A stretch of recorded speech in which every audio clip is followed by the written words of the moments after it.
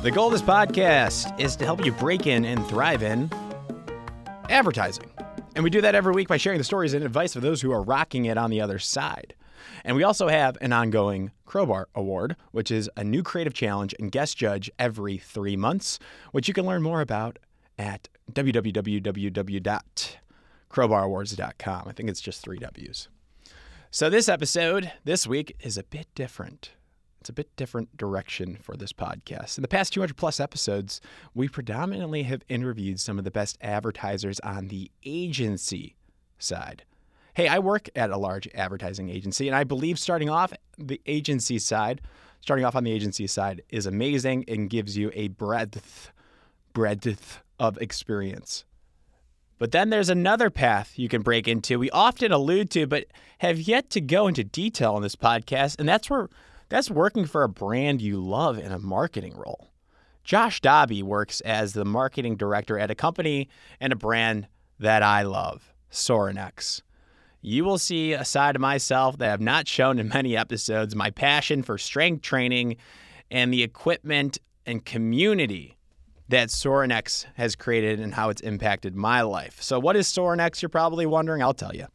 Sorinex, quote, Sorinex is a family-owned strength training equipment company and is the most sought-after strength brand for professional teams, colleges, high schools, military bases, and athletes looking to build a home gym.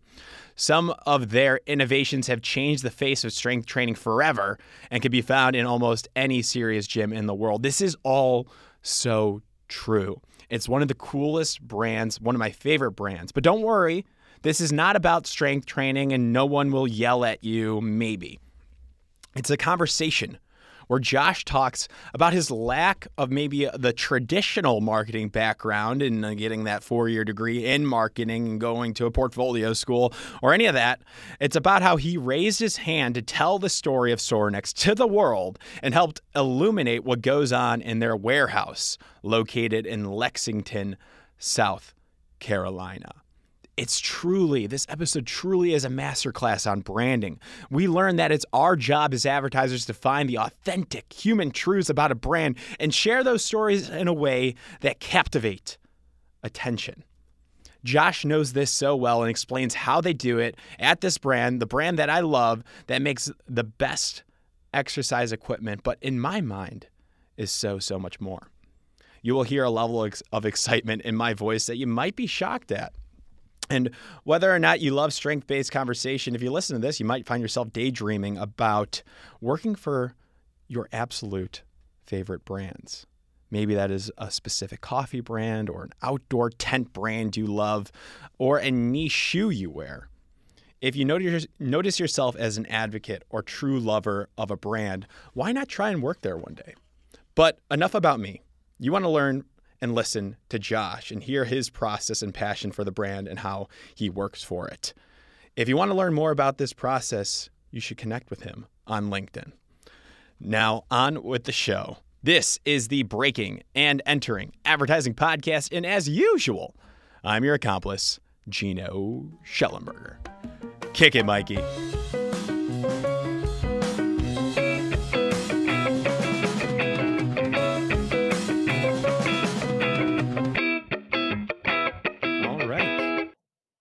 Josh Dobbie, welcome to the Breaking and Entering Advertising Podcast. How are you doing today? Where are you at? I'm good, man. Thank you so much for having me, man. I'm in Las Vegas at the M Hotel, which is fortunately/unfortunately like 20-something minutes away from the Strip. So I don't know why they have a hotel down here, but it's here. So being in Vegas means maybe two routes here. Right? You're either going for fun with friends or you're going to a conference. Which one is it, or is it a little bit of both? Yeah, it's conference, man. So I'm at the National Strength and Conditioning Association's tactical conference. So it's a segment of the strength and conditioning market. The NSCA is kind of a governing body of certifications and that side of it. And this is a segment of them of their division that is specific to kind of the tactical government market. And yeah, so it's a few day event where they get a lot of speakers come in, talk about human performance, all things strength and conditioning, and yeah, it's a pretty unique little deal. I llove it. And that's marketing, right? And I want to talk to you about your role today. And I have to address this. I probably already did in the upfront. I wrote a script and I made an intro already. So I want to preface again. You're the marketing and sales director at Sorinex. Am I Correct. pronouncing that correctly? Yep. And this might seem a little off. We've done 211 episodes, if not more, by the time this is launched. But majority of our podcast episodes are those of people that work at advertising agencies. We've had a few people, a Google here and there, a Spotify. I think we've had a Meta person on the marketing side.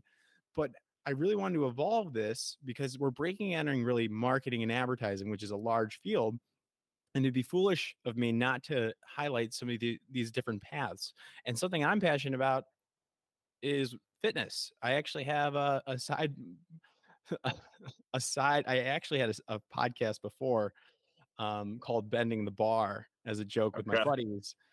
All And right. I also have something called Witness Gritness. It's just a small, fun little account. It's nothing crazy. Just Okay. because I love this stuff. And you love this stuff too. And you've done so well in this and you work for one of the best companies. So I've been looking forward to this all week. So thank you so much for coming on. I guess Yeah, man. I guess the first question is tell us about yourself and your role today at Sorinex. Yeah. So brief history on Sorinex. Been around for about 40 years. We're a strength and conditioning equipment provider. So we're a manufacturer based in South Carolina. Family-owned company. Last name is Sorin. Used to be called Sorin Exercise Equipment. They transitioned and called it Sorinex about 20 years ago. And yeah, we were famously known for doing the Alabamas, the Georgias, the SECs, the name any kind of top tier program in athletics. We typically build the weight rooms. It's And so cool. I think the Instagram has all of the like the photos of the facilities you've made. I would love to go visit one and work out with the Alabama guys, of course. they're nuts, man. I mean, the way that these facilities have evolved over the years, of course, it's the arms race of athletics these days is facilitating a lot of that. But it's wild, man. It's wild. And so I run our marketing You and guys are the sales. best at it. Well, I appreciate it. We try to be, man. We No, try to, you are. I mean, like if you're getting all like the top, if you're getting the Alabamas, the Georgias, maybe University of Illinois, that's where I went. Maybe like Michigan, I gotta give some Big Ten love. Like if you're getting these schools that are investing in the best equipment because they have the best programs, it makes sense that they're going with you guys. I mean that. Oh yeah, I mean it's a dogfight, man. I mean, there's a lot of really cool brands that have been around for a long time, I couldn't and name any other ones. yeah, well, hey, I like that, And we're man. not So, going to because this is your podcast. no doubt. And but yeah, I mean it's a dogfight out there, man. And our business is unique to kind of the community that we serve. And so the broader fitness market is one that's super vast. And we kind of are trying to own a segment of that market. And so yeah, so it's something, it's a passion side for me. It's an industry that I've kind of grown up within my whole life. The opportunity to market, advertise, story tell, brand around all of that is something I'm super passionate about, and I love it, man. Yeah. I'm excited to dive in. So like, what are some of the things? So how long have you been in this role? What are the initiatives you've overseen or been a part of? What are you really proud of recently that you guys have done? Yeah, so I mean, I've kind of been in this role, I'd say probably about 5 years or so. Okay. Definitely very proud of, I'll say when I came into this company, man, it was such a tremendous opportunity because the brand, the culture that the Sorens and the community had created was there. It was like this diamond in the rough of this opportunity that just the stories needed to be told, the media needed to be created. It starts within, right? With the people and the vision. So there was a culture already established. Yeah, and You it were was there and it was no to elevate. BS, man. Like this was just authentic, real people that were like gutting it out, blood, sweat, and tears, no bullshit, like doing this for their livelihood. And so when you have stories and a depth of authenticity in that level of a company and a brand, the opportunities, man, are really cool when it comes to the marketing side of things. Now this is interesting because I'm curious, did they probably knew they had something culture wise story, something that they knew that something was special there. right? But sometimes when people are so passionate about their work, they just want to make the best quality stuff and just keep it like they're not worried about the outside. They just want to make the best quality product. Is that kind of like what they were doing? They were kind of just keeping things within their quarters. Like what you saw an opportunity there, or is that wrong of me to assume? Yeah. I mean, I think you're headed in the right direction, right? Like it was all the stuff that's needed was there. None of this stuff needed to be manufactured. Like the stories didn't need to be, we didn't sit around in a boardroom or sit around in an office talking about how we're going to create these stories and these feelings. Like all that stuff was already there. It just needed to be put out. It needed to be it needed to be created. How would you, I guess, in a sentence, positioning, like what does Sorinex stand for? Like, how do you encapsulate what we're talking about right now, this culture that you saw when you walked in? It's a constant pursuit, man. I mean, our official tagline is "Be Legendary," but it's a constant pursuit, man. It's all the things, the struggle, the strenuous things that line up that give you the opportunity to succeed at a high level, and whether that's athletics, sports, business, it doesn't really matter. It's that certain type of person that when you're truly like striving to be the best version of yourself, and especially if you're a leader, you're a coach, and you've got young kids around you, and you're trying to empower them or influence them to be that best version of their self.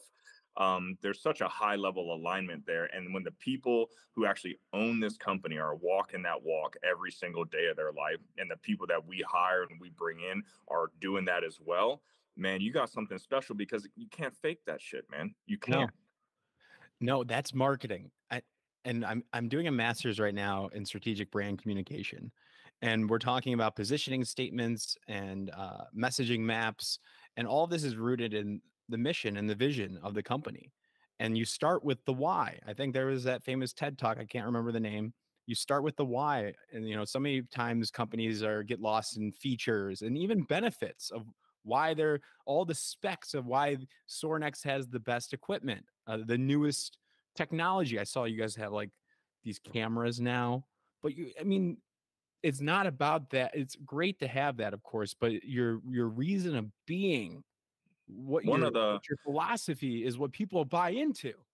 One of the probably the wisest things that I heard told to me years ago by Richard Soren, who's our original founder, who's in his 70s now. He said, "Man, at the end of the day, this is all just paint and steel. This is all just paint and steel. And if that's all you're going to talk about, you're going to be just like everybody else. You got to find that next thing, that next level thing that connects."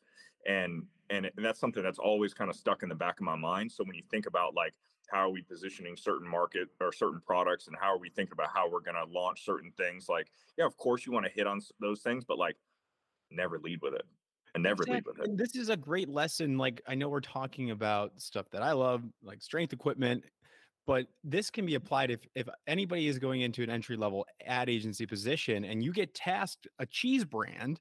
It's more than just cheese, right? You have to convince people, because there's so many. You got to do your I mean, if you're in that position, I mean, you got to do your freaking homework, man. You got to know the ins and outs of it, because if you truly in your own heart, and I believe this, if you truly in your own heart don't buy or not bought into what it is you're trying to represent, it's going to be a facade, and everyone's going to see through it, because it's going to be fake words, it's going to be fake text, it's going to be fake all that stuff, and it's not going to connect, man. You can't connect with everybody, but I mean, to reach the segment of the market that you want to reach, you got to be real, and to be real, you truly have to understand what's real. And if you ain't doing that yourself, then I mean, like, why are you even there? Now, question for you. I want to give you a scenario. They're, working at an ad agency, let's say. This is what I know, this is what I do. There are times when you're assigned to a client that you don't necessarily love, but you'll also have a couple that you might. It's not all like a perfect world where we can, eventually I want to inspire people to go hop to the brand side of the brand they really love, right? Like a Sorinex or like an REI is another great outdoor company that has great vision and values. But for the people that are in that entry level ad agency experience and they get assigned to a brand that they don't necessarily love, they still have to make money. They still have to do the damn job. What do you say to those folks that so I'll give you an example, man. I grew up in Tampa, Florida, kind of classic, like Florida kid, man. Like played ball at Florida State, went to the beach. Football was my life. What position? receiver, tight end. Nice. And I never grew up hunting. That was not something that was really taught to me by my parents, by my father. I was It was joke big around and like, around. yeah, my dad taught me how to run the option. He didn't teach me how to go hunt, right? And so our president and owner, Bert, is a huge hunter, avid outdoorsman. And so we've created this brand, Sorinex Outdoors, which is a passion project of his. But I knew in my heart of hearts, for me to have any shot at properly representing that brand, I had to dig into that lifestyle, right? And so, of course, there's a lot of different ways to do that. And I'm trying to kind of relate to your question here is like, you got to find a way to put yourself in those shoes, even if it's just an exercise, and just to find a way like, all right, if I'm going to be this guy that's representing this cheese company, then who would be the best person for that job, right? I don't know, probably somebody who grew up around freaking the manufacturing of cheese their entire life. What does that person do? What do they like? What do they wake up and do every single day? What kind of clothes do they wear? What kind of music do they listen to? All that stuff is culturally like important to understand who that target market, or at least who you want to reach, because you now have a better understanding of at least who you're trying to. And you have to respect. Half of. You have to have the respect for. You might not love a product, a brand, or a service that you're working on, but somebody out there in the world does, because that's why they're still in existence, right? Somebody's still buying that product for some reason, and you go find those advocates out there. And I'm kind of thinking, my mind was going towards actors, right, who might have to learn a new role, like for a big movie. Let's say, I don't know, Christian Bale. He's probably studying that role, and like maybe if that was a real person, getting to know them. It's very similar, like understanding the target audience and like what do they love. And you might not love what they love, but you have to respect it because there's a passion out there, and you as humans, no doubt. And I mean, curious. I've never worked in an ad agency. I think as we're talking ahead of time, like I don't have any formal marketing background. I didn't go to school for this. So, and I could just be so damn ignorant to the broader scope of things, but in my mind, it just keeps coming back to like, if you can't authentically understand who it is you're trying to represent, then don't even bother. Don't even bother. Yeah, I agree. I think it's a great piece of advice. It's tough. I mean, there's no excuse if you are assigned to a brand or a product, or you're working somewhere, it's your duty to go do your homework and figure out what makes it work. So, and that's research. And we're curious people. If you're in marketing, right? Like that should be one of the things. Like you should always be hungry for more information. So I love that. You said you didn't have a lot of experience. So how'd you break into all this stuff? The name of this podcast is Breaking and Entering. So give me a high level, because this is where the podcast can go from 30 minutes to 2 hours. So we know that you played ball, you grew up in Tampa, you played football at Florida State. What's your story then? Like, give me the high level parts of your life that got you to where you're at today and how you broke into marketing. Yeah, man. So, I mean, I kind of grew up around this industry my whole life. My father worked for companies like Nautilus, Stairmaster when I was a young kid. So, like at the age of 12, I'm going to these trade shows, right? Thinking I'm never going to be involved in this business, in this industry. Anyways, fast forward. So I go to Army West Point first out of school is where I go to school first. And then I transferred to Florida State, get really into strength and conditioning, had a lot of injuries while I was playing, got really interested in that, brings me right back into the world that I said I was never going to get involved with. So I started working for a company, running the sports division for them. And it was a broader health company, right? So I had a really cool opportunity to work closely with the CMO of that company, and very traditional in her ways and what she did and how she advertised and what her marketing strategies were. And we butted heads a lot on like what I thought would be a good way of doing it. And at the end of the day, I was a young kid. I didn't know what I was talking about probably, but I learned a ton because we went through a lot of stuff together. And so fast forward a handful of years, I started working for Sorinex in more of a sales capacity role. 2017, 2016, they say, hey, for the first time ever, we're going to bring marketing in-house. We think our brand is unique enough. We've worked with a couple ad agencies, but we believe kind of who we are and at our core, we need this to be in-house. And I simply in that moment just raised my hand and I was like, I can do that. And they're like, okay, what does that mean? And so I put together my plan. Why do you think they were fine with you to do it? Well, I think that, probably I've had, I was there for a bit already. So I'd earned a little bit of trust that I knew what I was talking about. But you were selling it before this.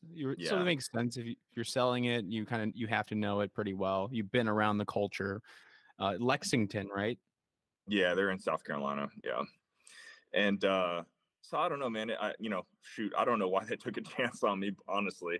But I put a plan together and a strategy together, and at the core of it, it was all the components are here, man. We just need to tell these stories, and we need to start with authentically telling these stories in a modern, clean way that's going to be represented on social media. At the time, we had a few thousand followers on Instagram. Like that was 2016, so stuff was popping there. And I was like, we're going to go heavy into Instagram. We're going to go heavy into social, and we're going to try to make. I'll give you an example of something that I've always kind of hold near and dear to my heart in marketing. One of my favorite football players growing up was Jerry Rice, and Jerry Rice, great Number receiver, 80. right? And he wasn't the fastest guy. He wasn't the biggest guy. But what he could always do was create separation. He could create separation between him and that defensive back. And I think of that every single time that I look at a marketing strategy. How is this going to create separation between us and every other brand or product that we're going up against? We might not always be the best. We might always be the best priced or any of that. But if I can create separation enough that makes us unique enough, that then comes back to the authentic version of like what we truly represent, I wholeheartedly believe that that's going to give us an upper hand against the competition. And that's something that, like, in my initial strategy and plan, I really kind of pushed heavy, and I think they were down with that.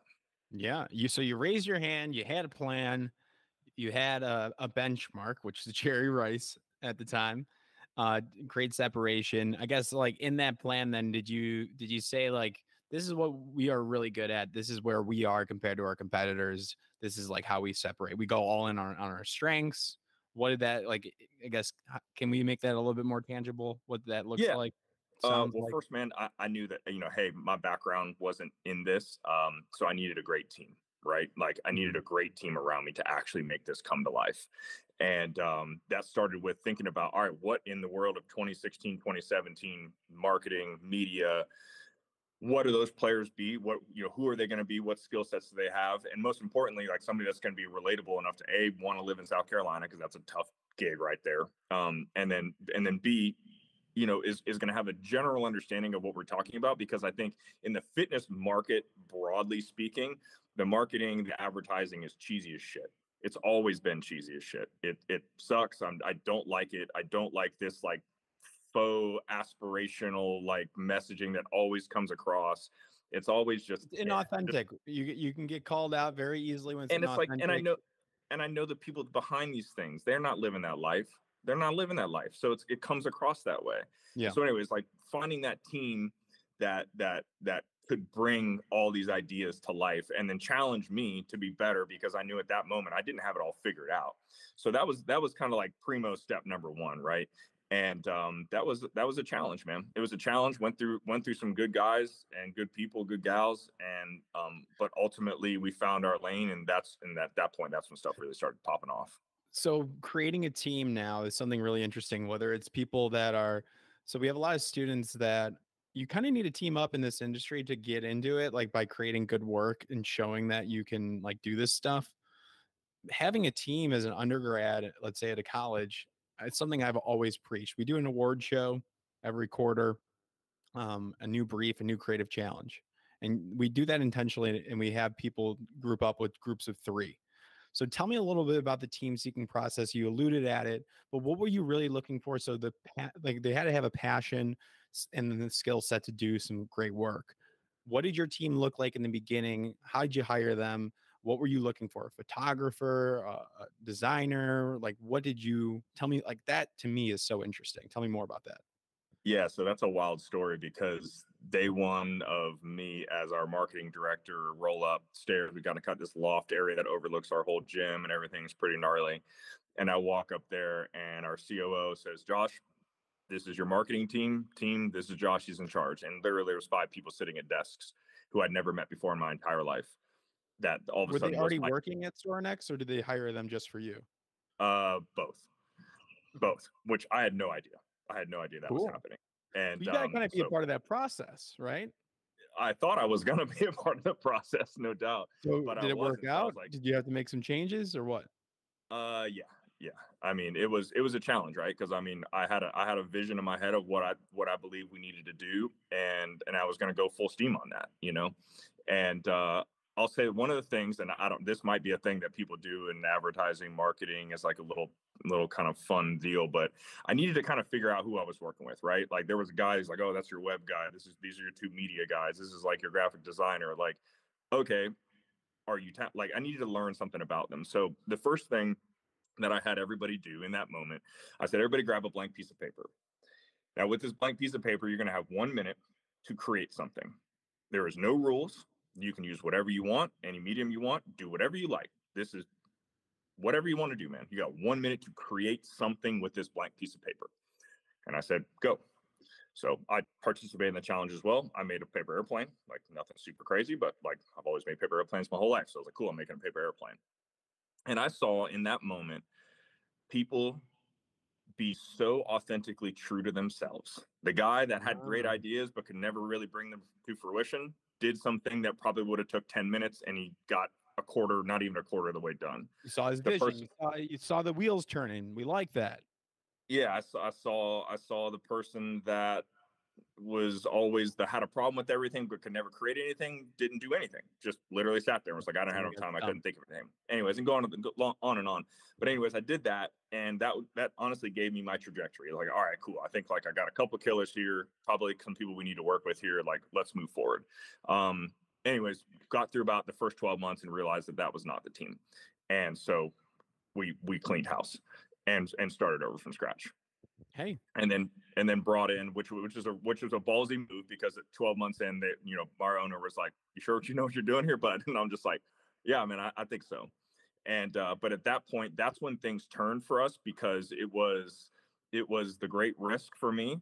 But at that point, that's when I found probably 2 to 3 guys that changed the game for us, because the talent level that they brought, the understanding that they brought, close network of friends who had people that from other industries that did not want to be in those industries anymore.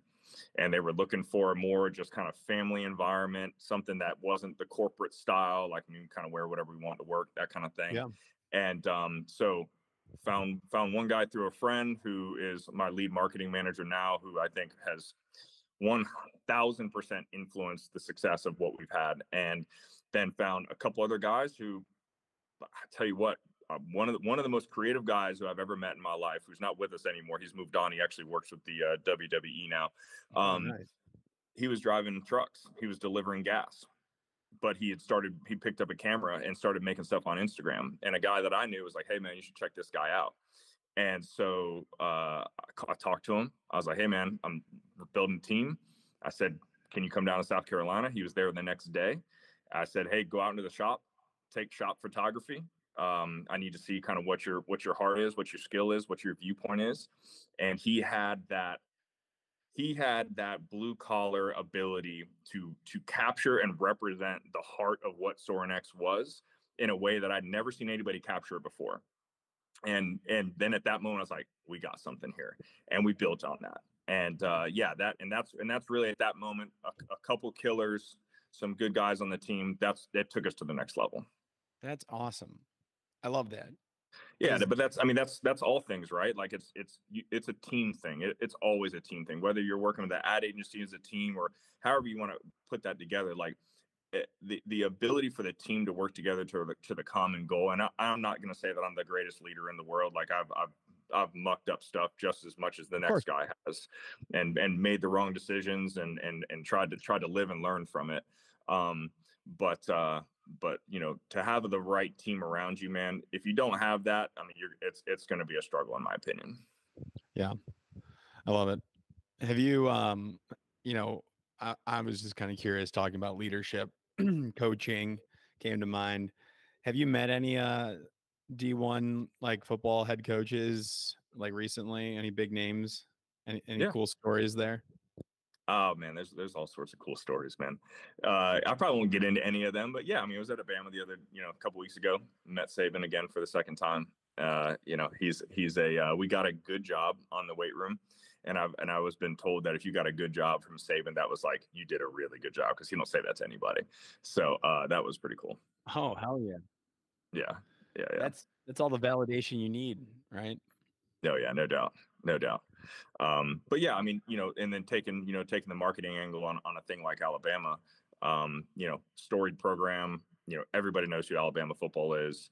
The opportunities there were pretty strong, right? And so that's where a lot of that focus has been recently, on trying to capitalize on the work that our team has done there to create new things for them, but then also continue to position, the work that we do, that hopefully continues to kind of just level our brand up. Strategically, if we want to get strategic, like if you're trying to get as many of the best, if you're trying to get people to buy the equipment at colleges for their football program or any athletic program, it's worth taking the time to sell and work with the best of the best. Because now other programs are like, well, Alabama has Sorinex and they're really good. They've been great. If they have the best, we want the best. So why don't we call up Josh and make this thing happen? It makes a lot of sense. Just attack the lead, and it all trickled down, right? Yeah, and in our industry, man, I think it's something I've been talking about a lot internally with some different guys lately. But use the term marketing or advertising is a broad term. Those are broad terms, right? And you can really scale those down to different levels. And the way that we view marketing, man, is at the core of it is word of mouth. Can you build word of mouth? I don't really care how we build word of mouth. Like, there's a lot of different ways that we can do that. But if we're building word of mouth, we are marketing, right? A lot of people want to say, the strongest form of any advertising is word of mouth. It always will be. We're not a B2C company, man. So we're not worried about conversion rates on our website. We're not worried about retargeting ads. I don't do any of that. Actually, funny enough, I saw some guy posted on Twitter, like basically roasting us for like all the marketing we don't do. And I was just like, oh, that's cool. I was like, I'll look at the feedback and everything, it was honest feedback, which was cool. But it's like, but yeah, that's not who we are though, right? That's not our goal. That's not our mission with our company and how we market. Our goal is to build word of mouth, and at the core level of that is to properly represent the relationships with the people that we have built over the last handful of decades the right way. Because the worst thing we can do in marketing is try to do something that puts a person that we truly care about, whether they're a coach or a customer, and we misrepresent them. That it almost is, marketing could be so negatively impact your business if you do that. You can really screw things up if you try to sell it the wrong way or say, so like it. As much as marketing, a great job is important to, build word of mouth and create other opportunities. It's also how you're representing the people that are in that relationship with you. And if you can properly represent them and put them in a position that highlights their strengths and the people that they are, I think that at the core of it is something unique that I don't know if other advertisers or marketers in more of that B2B type space I like kind of have the ability to do that, but that's something that we hold near and dear to our hearts. And that, hey, I know that not everybody might care about the high school in Michigan that has 1,000 kids, but for us to put that on our page, to spend the time to really properly capture the media and tell that story when we can, that means a lot. It means a lot to those coaches and those customers. And that means a lot to me, man, because those are the people that at the core of this that makes this whole thing work. Because if you don't have the customers and that network of community, I mean, we're out here just, talking shit in the wind. No, yeah. It seems to me that you're doing a great job with storytelling and staying true to who you guys are, right? That's what I'm getting at in this 25-minute conversation. And I know it's much harder than that. It's so damn hard. And that's probably why when you rose your hand, you showed excitement to to lead the marketing in-house.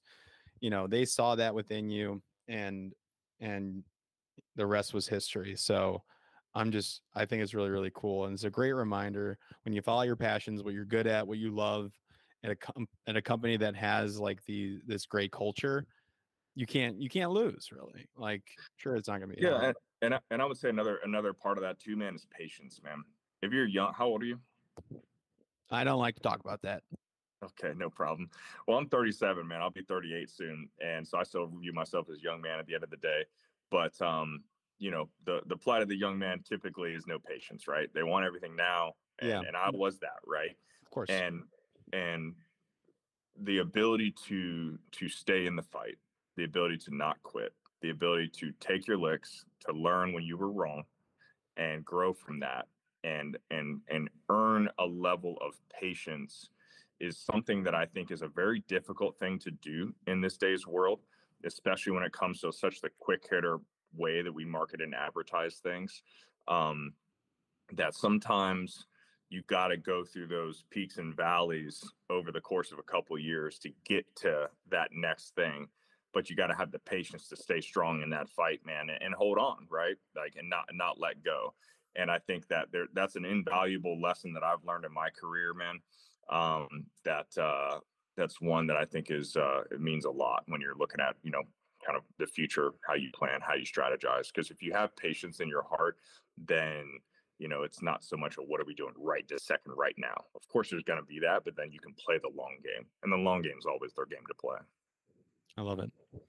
Josh, how can people reach out to you if they have other questions? They want to learn more about you, what you do, Sorinex.